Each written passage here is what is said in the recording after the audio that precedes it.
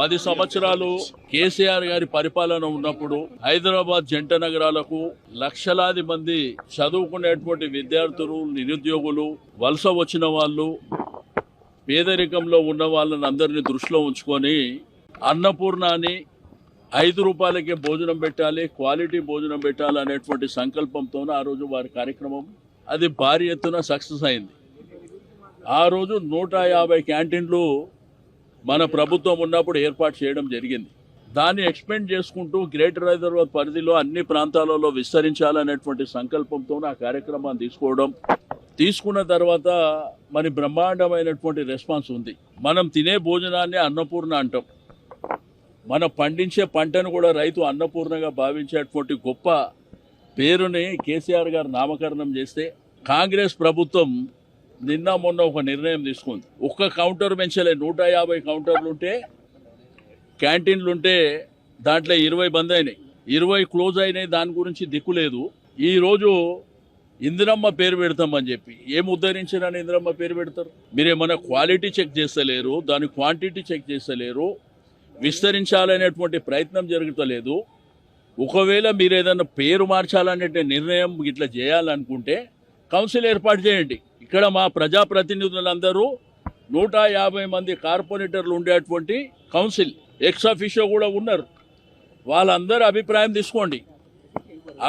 తీసుకొని మీరు ఇట్లా పేరు మార్చాలనేటువంటి ఉద్దేశం మీకు ఏదైనా ఉంటే, లేకపోతే మీరు కొత్తగా ఏదైనా స్కీమ్ తెచ్చి మీరు పేరు పెట్టుకోండి, అభ్యంతరం లేదు.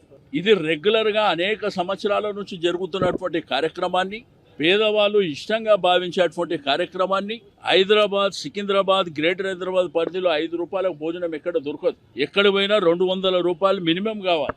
అటువంటిది కేసీఆర్ గారు గొప్ప మనసుతోనే ఆ కార్యక్రమాన్ని ఏర్పాటు చేసినటువంటి సందర్భం. మరి మీరు ఇట్లా పేర్లు మారుస్తామంటే మీరు ఆల్రెడీ 6 గ్యారెంటీలు ఇచ్చారు.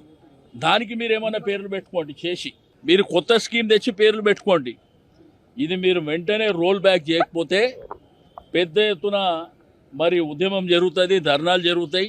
ప్రతి క్యాంటీన్ దగ్గర కూడా ధర్నాలు చేపట్టడం జరుగుతుంది.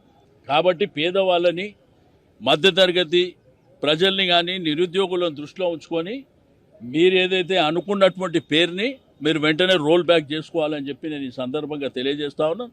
ఇది మంచి పద్ధతి కూడా కాదు. దాన్ని ఇప్పుడు ఆరోగ్యశ్రీ అని చెప్పి రాజశేఖర రెడ్డి గారు తెచ్చారు, కేసీఆర్ గారు దాన్ని కొనసాగింపు చేశారు. అట్లా మంచి కార్యక్రమం ఉంటే దాన్ని స్ట్రెంథన్ చేసుకుంటూ కొనసాగించాలి. మీరు ఇప్పుడు 130 ఉన్నాయి కదా, మీరు చేయండి, 260 చేయండి, లేదు 500 చేయండి, సంతోషపడతారు. కానీ ఇట్లా పేర్లు మార్చుకుంటూ పోతే కేసీఆర్ గారు ఏమైనా ఆయన సొంత పేరు పెట్టుకుండా, లేకపోతే మా పార్టీ పేరు ఏమైనా పెట్టిండా? అన్నపూర్ణాని గొప్ప నామకరణం చేసిండు, అమ్మవారి పేరు. మరి మీరు అమ్మవార్ల పేర్లు, మరి గొప్ప పేర్లను తీసేసి మీరు మీ పార్టీ పేర్లు, మీ పార్టీ నాయకుల పేర్లు పెట్టుకోవడం ఇది సరైనటువంటి పద్ధతి కాదు. వేరే పార్టీల కార్పొరేటర్లు కూడా ఉన్నారు. అందరి సమక్షంలో డిస్కషన్ పెట్టండి, ఓటింగ్ చేయండి. ఆ ఓటింగ్ చేసిన తర్వాత కార్పొరేటర్లు, ప్రజాప్రతినిధుల నిర్ణయం మేరకు మీరు నిర్ణయం తీసుకుంటే మేము ఆ రోజు మరి మీతో